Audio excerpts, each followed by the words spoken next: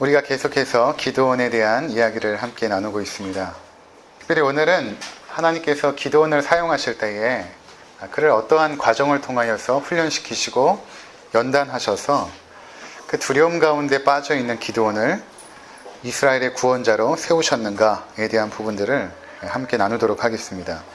우리가 잘 보았듯이 기드온이라는 그 인물은 굉장히 두려움이 많았던 사람입니다. 밀을 포도주 틀에서 타작하던 그런 사람이었고, 하나님의 사자가 그의 앞에 나타났지만 의심하기도 하고, 또 그것을 정말로 하나님의 사자인지 시험했던 그런 인물 기드온. 그리고 너를 통하여 이스라엘을 구원하겠다 하였지만 양털 뭉치를 가지고 주의 뜻을 계속해서 물어보았던 그런 기드온이었던 것입니다. 자신이 설득되기 전까지는 절대로 움직이지 않는 사람들이 있습니다. 제 주변에도 그런 분들이 계세요. 본인이 정말 설득이 돼야지만 자신의 이성으로 그것이 정말 합리적이고 옳다라고 확신할 때만 움직이는 사람들 있죠. 기드온이 바로 그랬던 사람입니다. 분명한 확신이 들 때까지는 결코 움직이지 않았던 그런 기드온. 하나님은 계속해서 그를 찾아오시고 인내하시면서 믿음의 사람으로 세우시고 마침내는 전쟁의 선봉에 세우시는 것입니다.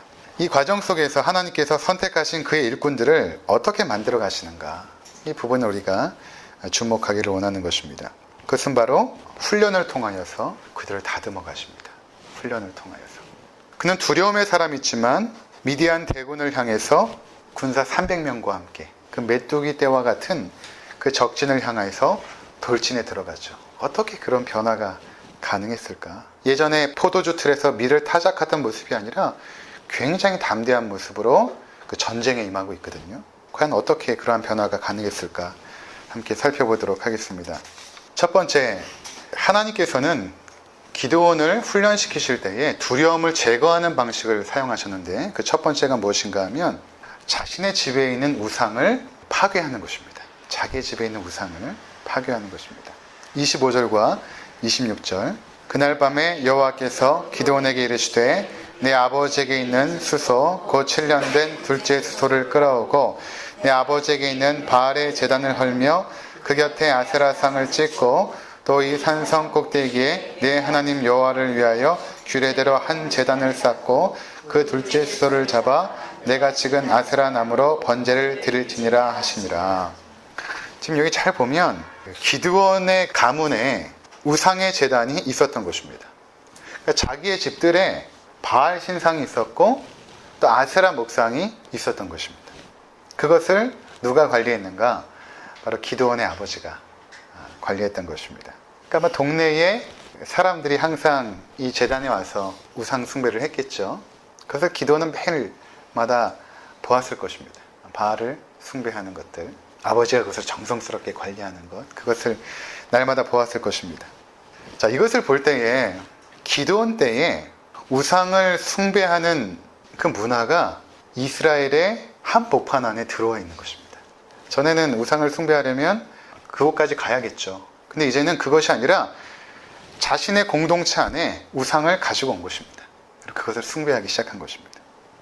하나님께서 광야에 있는 이스라엘 백성들에게 언약을 맺으실 때에 특별히 그분의 손으로 10가지 계명을 쓰시거든요. 나머지 계명들은 모세에게 말씀해 주셨지만 이 10가지 계명만큼은 하나님께서 두 돌판에 직접 쓰십니다. 이 직접 쓰셨다라는 것은 어떤 의미가 있냐면 이것은 영원 불변한 하나님의 말씀, 하나님의 기준, 하나님의 질서라는 것입니다. 그러니까 오늘날도 여전히 이 10계명은 우리 가운데 유효한 말씀이 되는 것이죠. 그 시대뿐만 아니라. 근데 거기에 첫 번째, 두 번째 계명이 무엇인가 하면 첫 번째는 나 외에 다른 신을 내게 두지 말지니라. 그러니까 오직 하나님만이 경배의 대상임을 말씀하십니다. 그리고 두 번째 계명은 나를 그 어떤 형상으로 만들어서 섬기지 말라, 이렇게 말씀하십니다. 두 번째는 경배의 방식을 말씀하시죠. 첫 번째는 경배의 대상에 대해서 말씀하시고, 두 번째는 그 하나님을 섬길 때에 형상으로 만들어서 섬기지 말라, 그렇게 말씀하셨던 것입니다. 그런데 왜 인간들은 자꾸만 그 신을 형상으로 만들려고 하는 것일까요? 기드온 때에 이스라엘 백성들이 하나님을 버린 것은 아닙니다. 그들은 하나님을 섬기면서 동시에 바알을 섬겼던 것이거든요. 근데 왜 하나님을 섬기는 것으로 충분하지 않았을까? 왜 꼭 우상을 섬기면서 그 바알과 아세라 신상을 이스라엘 공동체 중앙에다가 갖다 놓았을까? 이것이 오늘 참 중요한 내용 중에 하나입니다. 가장 중요한 동기는 섬기는 신을 이렇게 상으로 만들어 두면 그 신을 여기저기 왔다 갔다 하지 못하게 한 곳에 붙들어 놓을 수 있습니다. 특정한 곳에 이렇게 붙들어 놓을 수 있습니다. 섬기는 신이 어디 있는지 확실하게 모르면 섬기는 사람이 불안한 것입니다. 여기도 계시고 저기도 계시다면 여기서 섬겨야 될지 저기서 섬겨야 될지를 모르는 것입니다. 그래서 어느 한 곳에다가 고정하고 싶은 마음이 생기는 것입니다. 하나님도 여기저기 마음대로 나타나도록 하지 말고 여기 이 자리에 우리가 눈에 보이는 곳에 고정하여 계십시오 라는 그 인간의 마음의 중심, 그것이 결국에는 상을 만드는 것입니다. 특별히 한 장소를 구별하여서 거룩한 장소로 삼고 싶어하고, 그리고 그 신을 섬기는 어떤 구별된 사람, 특별한 사람을 또한 세우고 싶어합니다. 그리고 그 일정한 장소에 모여서 일정한 시간에 그 제사의 행위를 하는 것을 인간들은 좋아합니다. 이것을 기독교 철학자인 강영한 교수는 로컬리제이션 모티브라고 말합니다. 로컬리제이션 모티브. 어떤 동기냐면 어떤 지역에, 그리고 그것을 하는 특별한 사람들, 구별된 사람, 구별된 시간, 그것들을 따로 떼어서 한 장소에 고정시키기를 원하는 것입니다. 그리고 그것을 형상으로 만드는 것은 우리가 하나님을 눈으로 볼 수 없다고 생각을 하면 마음이 불안한 것이죠. 한 군데만 계시면 좋을 것 같아요. 인간들의 마음에는 어디나 계시지 말고 이곳에만 계셔 주십시오. 그럼 내가 와서 열심히 섬길 테니까 하나님은 그냥 이곳에만 계셔 주십시오 라고 하는 것입니다. 특별히 그것을 형상으로 만드는 이유는 내 마음대로 한번 주물러 보겠다는 것입니다. 하나님을 내가 원하는 대로 그 하나님을 한번 조정해 보고 싶은 마음이 인간의 중심 가운데 있는 것입니다. 이것을 매니플레이션 모티브 이렇게 말합니다. 매니플레이션이라는 것은 손으로 주물를 수 있다는 것이죠. 그러니까 하나님을 내 손으로 움직이고 싶어 하는 것입니다. 왜 하나님을 마음대로 우리가 주무르려고 합니까? 그것은 내가 원하는 것들을 내가 원하는 때에 얻어내기를 원하는 것이죠. 하나님에 의해서 내가 다스려지는 것이 아니라 내가 하나님을 다스려보고 싶은 것입니다. 이 두 가지의 모티브 때문에 인간은 형상으로 만드는 것이죠. 눈에 보이지 않는 그 하나님보다는 내가 눈에 보이고 특별한 장소, 특별히 구별된 사람을 통하여 제사 행위를 함으로 자기 삶의 풍요와 안정을 보장받고 싶어 하는 것입니다. 그러한 이유 때문에 이스라엘 공동체 그 중앙에 바알 신상과 아세라 목상이 서 있었던 것입니다. 여러분 한번 오늘날의 그 교회를 잘 보시기 바랍니다. 이러한 로컬리제이션 모티브와 매니플레이션 모티브가 그대로 들어와 있습니다. 이 우상 숭배가 교회 안에 중앙에 들어와 있습니다. 화려한 건물을 짓죠. 그리고 그 안에 각종 좋은 것으로 치장한 물건들을 갖다 놓습니다. 그리고 그 건물에다가 십자가를 꽂아 놓습니다. 그리고 뭐라고 부르냐 하면 이것이 성전입니다. 그렇게 부릅니다. 성전, 이곳이 거룩한 곳입니다. 그 안에 들어있는 물건들을 성물이라고 부릅니다. 그리고 거기서 예배 행위를 하는 사람을 성직자라고 구별을 합니다. 왜 그렇게 할까? 아까 말한 것처럼 인간은 그렇게 해야 마음이 편한 것입니다. 그렇게 해버리면 나는 거룩함으로부터 좀 떨어져서 내 마음대로 살 수가 있는 것입니다. 성전이라고 구별해 놓으면 성전에 와서는 거룩하게 있으면 되잖아요. 예배도 하고. 하지만 성전을 나가는 순간 내 마음대로 살 수 있는 자유가 생깁니다. 성물이라고 하면 그렇게 교회 안에 있는 구별된 헌금, 구별된 물건들이 있다고 했을 때 내가 소유한 모든 것들은 내 마음대로 할 수가 있는 자유가 생기는 것입니다. 성직자라고 할 때는 그분들은 하나님 앞에 드려졌고 나는 내 인생을 살고 내 마음대로 살 수 있다라는 그 마음의 편안함이 있게 되는 것이죠. 이러한 우상 숭배가 우리가 알지 못하는 사이에 이미 교회 안에 중심부에 들어와 있는 것입니다. 모든 것이 하나님의 것이지만 특별히 어떠한 것을 구별하는 것과 내 것과 하나님을 구별하여서 내 것은 내 마음대로 할 수 있다는 그 생각은 잘못된 것입니다.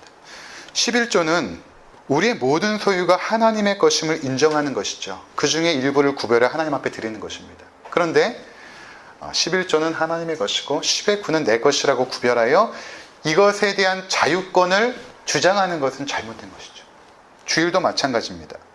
한 주의 첫날이기에, 그리고 이날은 주님께서 부활하신 날이기에 모든 날이 주님의 날이지만 이 날을 특별히 구별하는 것과 그렇지 않고 주일만 하나님의 날이고 나머지 날은 내 마음대로 살 수 있다고 하는 것은 잘못된 것입니다.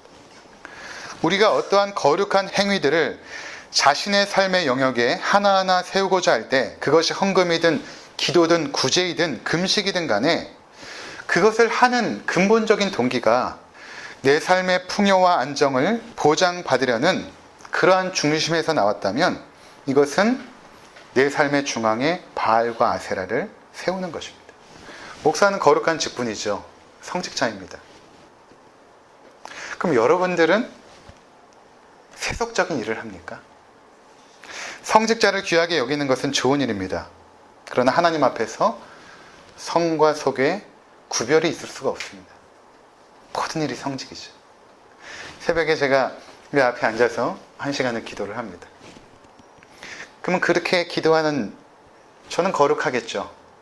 그러나 동시에 그 시간에 한밭대 앞에서 그 더러운 쓰레기를 청소하는 환경미화원도 거룩한 것입니다.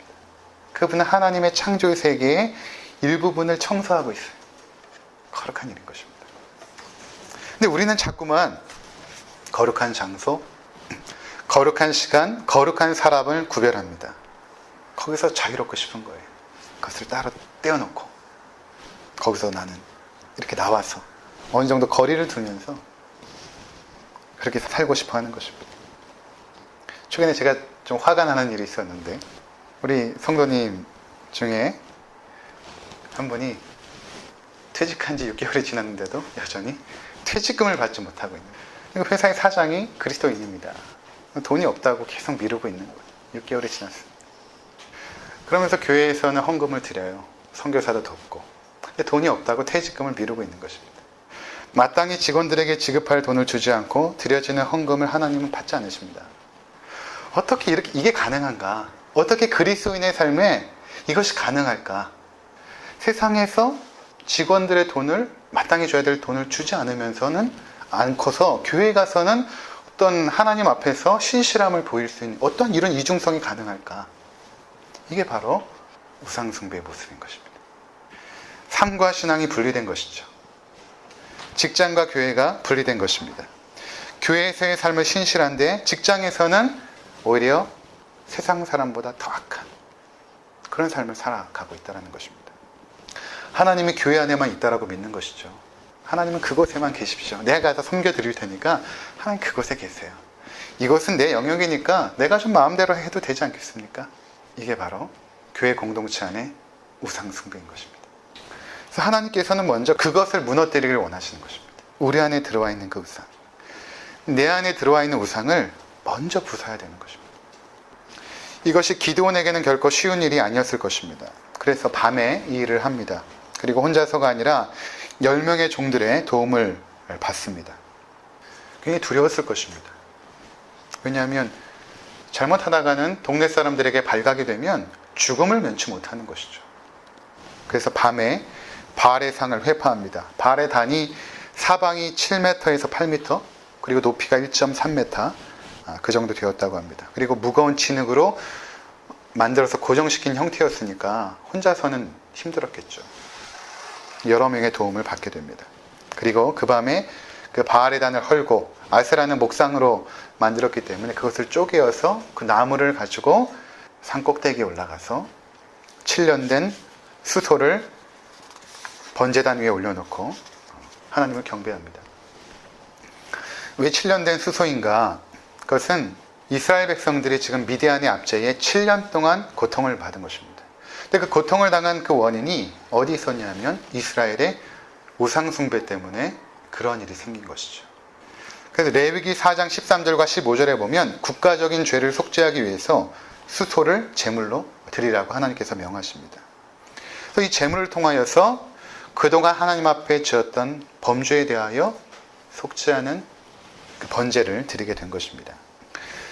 두 번째로 하나님께서 기드온의 두려움을 극복하게 하신 방법은 아주 특이한데 미디안의 적진에 들어가라는 것입니다. 들어가서 그들이 하는 말을 좀 듣고 와라.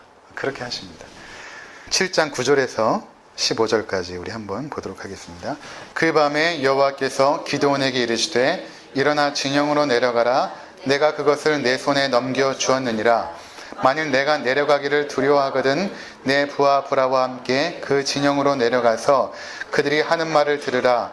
그 후에 내 손이 강하여져서 그 진영으로 내려가리라 하시니 기드온이 이에 그의 부하 브라와 함께 군대가 있는 진영 근처로 내려간즉 미디안과 아말렉과 동방의 모든 사람들이 골짜기에 누웠는데 메뚜기의 많고 수와 같고 그들의 낙타의 수가 많아 해변의 모래가 많은 같은지라.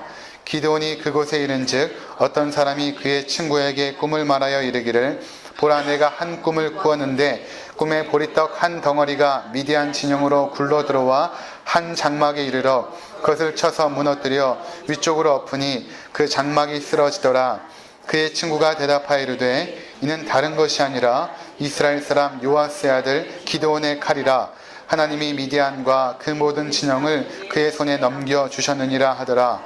기드온이 그 꿈과 해몽하는 말을 듣고 경배하며 이스라엘 진영으로 돌아와 이르되 일어나라. 여호와께서 미디안과 그 모든 진영을 너희 손에 넘겨 주셨느니라 하고, 미디안과의 전쟁을 앞두고 기드온이 이제 극심한 두려움에 빠지게 된 것입니다. 왜냐하면 하나님께서 군사를 300명으로 줄이시거든요. 과연 이것이 가능할까? 기드온이 또다시 두려웠던 것입니다. 그래서 하나님께서 뭐라고 말씀하시냐면 그 밤에 네가 적진으로 들어가라. 그래서 그들이 하는 말을 좀 들어봐라. 근데 네가 두려워하거든 내 부하 브라와 함께 그곳으로 내려가라. 이렇게 말합니다. 그래서 브라를 끌고 그 밤에 몰래 적진으로 잠입하여 들어가게 됩니다. 가서 보았더니 그 골짜기에 그 미디안의 그 병사들 그리고 아말렉과 동방의 그 적군들이 정말 메뚜기 떼와 같이 많이 있는 것입니다. 전쟁을 위하여 준비하고 있는 것이죠. 누워서 잠을 청하기도 하고 잠입하여 있는데 초소에서 보초를 쓰는 불침번이겠죠. 두 사람이 대화하는 이야기가 들리기 시작합니다.